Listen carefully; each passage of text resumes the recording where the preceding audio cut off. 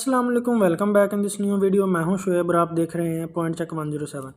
पाकिस्तान की पॉलिटिक्स में बहुत सी अहम अपडेट्स हैं। उनमें से एक तो यह है कि इसहाक डार की एक ऑडियो लीक हुई है जो कि आर्मी चीफ के ऊपर इल्ज़ामात लगा रहे हैं। कुछ लोगों का कहना यह है कि वो जो मौजूदा आर्मी चीफ है उनके बारे में ये कह रहे हैं कि आप मुझे वज़ीर आज़म बनाएं, मैं आपको आर्मी चीफ बनाऊंगा। और कुछ लोगों का ये कहना है कि ये 2017 की जो ऑडियो है जो कि अभी लीक की गई है, ये जो जनरल बाजवा हैं उनके बारे में इस तरह की बातें कर रहे थे। उसके बाद जो दूसरी अहम और बड़ी खबर है वो ये है कि बैनुल-अक़वामी जो इस्टेब्लिशमेंट है उसको अमेरिकन सुप्रीम कोर्ट किस तरह घुटनों पर लाई है, ये आपसे डिस्कस करूंगा। लेकिन उससे पहले चैनल को सब्सक्राइब कर दें, वीडियो को लाइक कर दें और बेल के आइकन को प्रेस कर दें ताकि आने वाली जो तमाम वीडियोज़ हैं उनके नोटिफिकेशन आप तक आसानी के साथ पहुँच जाएँ। दोबारा आपसे रिक्वेस्ट है कि चैनल को सब्सक्राइब लाजमी कर दें क्योंकि वीडियो को बनाने में, वीडियो को एडिट करने में बहुत टाइम लगता है, बहुत टाइम टेकिंग प्रोसेस है। तो जितनी हम मेहनत कर रहे हैं उतना ऑडियंस की तरफ से अभी रिएक्शन नहीं आ रहा, तो इसलिए दोबारा आपसे रिक्वेस्ट है कि चैनल को सब्सक्राइब लाजमी करें। जो अगली अहम अपडेट है जो कि मैं आपसे इस वीडियो के अंदर डिस्कस करूंगा वो ये है कि पीटीआई की जो 77 सीट्स को रिजर्व क्यों की जा रही हैं, उसका क्या मकसद है। पीटीआई अगली बार इलेक्शन क्यों नहीं लड़ सकती, ऐसा क्या पीटीआई के साथ होने वाला है कि पीटीआई अगली बार भी इलेक्शन नहीं लड़ेगी। पीटीवी के ऊपर पीटीआई के जो लीडर्स हैं कौमी असम्बली के अंदर, नेशनल असम्बली के अंदर स्पीच करते हैं, उनकी स्पीच को पीटीवी जो है वो सेंसर क्यों करता है, क्यों उनकी आवाज़ को म्यूट कर दिया जाता है या फिर उनकी जो फुटेज होती है उसको ही डिलीट कर दिया जाता है। आदिल राजा और हैदर मेहदी के बारे में जो पीटीआई है वो क्या अपना बयानिया रखती है, क्यों आदिल राजा और हैदर मेहदी जो हैं जो कि यूट्यूब पर पाकिस्तान के मुख्तलिफ अदारों के बारे में बहुत ज़्यादा बातें करते हैं, उनके बारे में पीटीआई ने क्यों लाताल्लुकी का ऐलान किया है और क्यों प्रेस कॉन्फ्रेंस की है। उसके बाद मरीम नवाज़ एक स्कूल में गई और वहाँ पर बच्चों के साथ उन्होंने वीडियोस बनाई। उसकी जो डिटेल है वो इमरान खान से लोग किस तरह उस वीडियो को लिंक कर रहे हैं वो मैं आपसे डिस्कस करूँगा। उसके बाद परवेज़ खटक जो कि पीटीआई के साबिक मेंबर थे, उनकी एक वीडियो वायरल हो रही है जिसमें वो नज़र आ रहा है कि सर घुमा रहे हैं और अपने आप को अजीब सी हरकतें कर रहे हैं। इस तरह की एक उनकी वीडियो है जो वायरल हुई है, वो मैं आपसे शेयर करूँगा। तो इसलिए दोबारा फिर आपसे एक बार रिक्वेस्ट है कि चैनल को सब्सक्राइब लाजमी कर लें क्योंकि वीडियो को बनाने में बहुत ज़्यादा टाइम लगता है, बहुत टाइम टेकिंग प्रोसेस है और अभी तक हमें इतना आपकी तरफ से रिस्पॉन्स नहीं आया। तो इसलिए दोबारा फिर आपसे एक बार रिक्वेस्ट है कि चैनल को सब्सक्राइब लाजमी करें। तो सबसे पहले बात करते हैं कि जो बैनुल-अक़वामी इस्टेब्लिशमेंट है किस तरह जो अमेरिकन सुप्रीम कोर्ट है उसको घुटनों पर लाई है। असल में जो बैनुल-अक़वामी इस्टेब्लिशमेंट है वो ये चाहती थी कि जो डोनाल्ड ट्रंप हैं उनको इलेक्शन ना लड़ने दिया जाए क्योंकि उन्होंने 2021 के अंदर लोगों से हमला करवाया था। जिस तरह पाकिस्तान के अंदर 9 मई का वाक़या जो है वो हुआ था, इसी तरह डोनाल्ड ट्रंप ने भी अमेरिका के अंदर कुछ इस तरह का सीन क्रिएट किया था और हमले करवाए थे।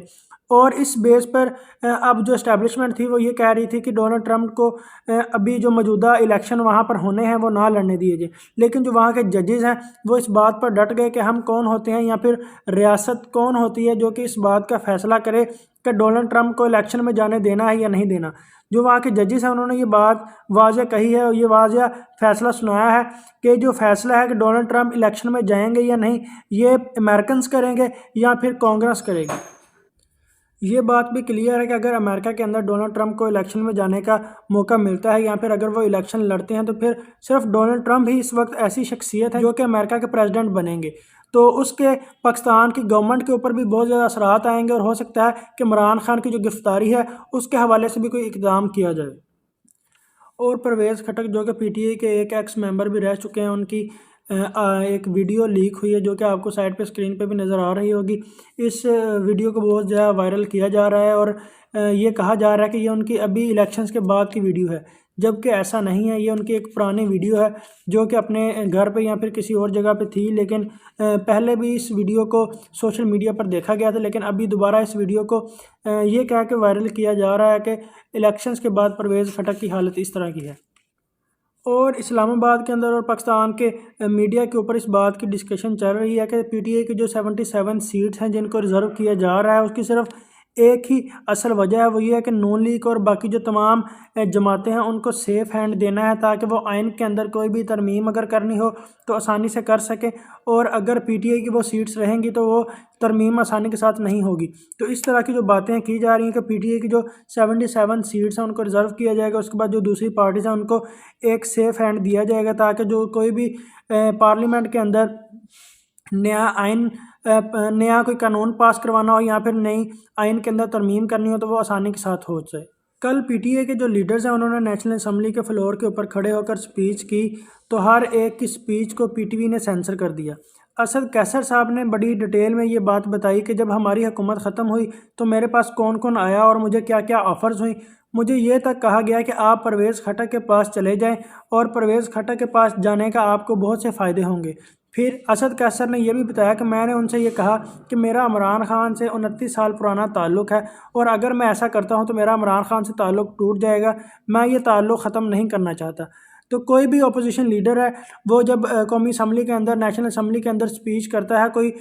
अपोजिशन में मौजूद है, कोई अपोजिट बात हुकूमत के अगेंस्ट करते हैं तो उनकी जो बातें हैं उनको पीटीवी म्यूट कर देता है, उनकी जो बातें हैं, उनकी जो वीडियोज़ हैं, क्लिप्स हैं, वो पीटीवी के ऊपर नहीं दिखाए जाते। तो इस तरह का एक सेंसरशिप जो माहौल है वो नेशनल असम्बली के ऊपर, नेशनल असम्बली के अंदर चल रहा है। इसी तरह जो भी अपोजिशन लीडर कोई स्पीच करता है जो कि गवर्नमेंट के हक़ में नहीं होती तो उसकी स्पीच को, उसकी वॉइस को सेंसर कर दिया जाता है। इसहाक डार जो कि नून लीग में नवाज शरीफ के सबसे ज़्यादा करीब है, उनकी एक ऑडियो लीक हुई है जिसमें वो ये बात वाज़िया कह रहे हैं कि किसी भी आर्मी चीफ़ की इतनी बदनामी नहीं हुई बाय नेम जितनी इनकी हुई है। उसके बाद उन्होंने ये भी कहा कि आर्मी चीफ़ का बहुत ज़्यादा खौफ होता है, इसको अभी भी इस बात का पता नहीं चला कि इसके साथ क्या हो रहा है, इसको इतना ही नहीं पता कि इस सब की वजह क्या है, यही इसकी असल वजह है। उसके बाद उन्होंने ये कहा कि मुझे डे फर्स्ट से ही ये बता दिया गया था कि किसी को जिसने मेरे साथ ज़्यादती की है उसको नहीं छोड़ा जाएगा। उसके बाद उन्होंने ये कहा कि मैंने देखा कि किस तरह शाहिद खान अब्बासी और किस तरह मुफ्ता इस्माइल खान जो कि